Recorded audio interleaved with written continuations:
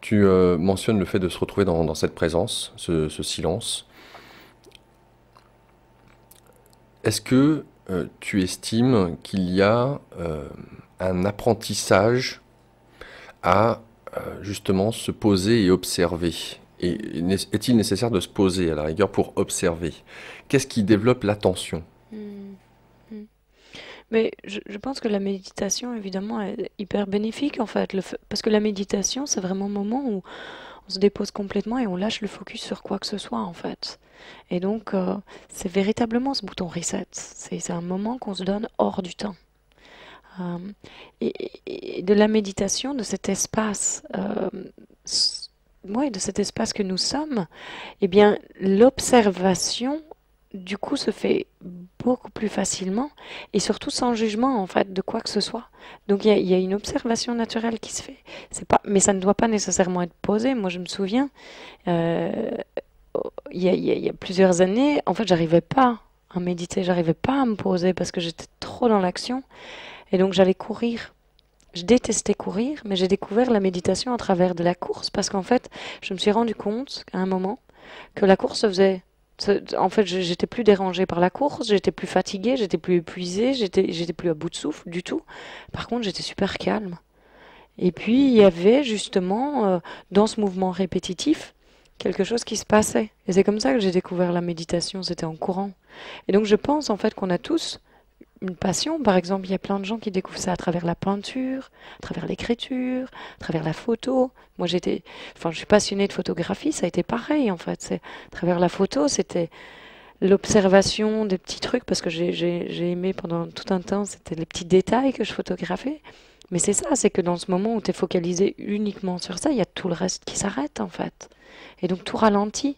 Et dans la méditation, c'est pareil, il y a tout le mouvement qui ralentit.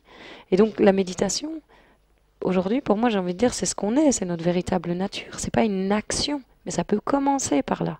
Ça peut commencer par se dire, tiens, je me prends 15 minutes tous les matins pour juste me poser avant de commencer ma journée et faire le vide. Juste être là. Et ce que j'invite souvent les gens, c'est sentir que quoi que ce soit qui se passe en nous, on ne doit pas faire le vide des pensées, en fait. Mais plutôt trouver cet espace en nous qui est tout doux, tout chaud. Il y a un espace en nous qui est déjà, qui est complètement plein de douceur, en fait. Et si on peut le trouver, et même s'il est tout petit, et qu'on se laisse tomber dedans, et qu'on se laisse de plus en plus dedans, même s'il y a des pensées, c'est ok. Et si on s'en va avec, c'est ok. Et qu'on revienne constamment à cette douceur, à cette chaleur, à ce qui est déjà complètement détendu en nous, en fait. Il n'y a pas besoin d'essayer d'être détendu. La méditation, c'est pas une action pour moi, c'est vraiment se déposer. C'est vraiment juste se laisser être là et découvrir en fait qu'on est déjà cette relaxation. Et du coup, les pensées, c'est pas un problème, mais ça va ralentir de toute façon, justement. Le fait que tu aies, que tu te sois donné ce temps auprès de cet homme qui, pour toi, représentait ou incarnait cet amour inconditionnel.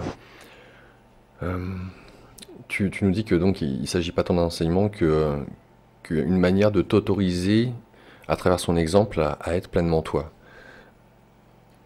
Est-ce que tu estimes que le fait euh, pour celui ou celle qui enquête, d'être auprès de quelqu'un qui pourrait incarner, en tout cas c'est d'un avis extérieur, ce qu'est cet amour inconditionnel est un plus?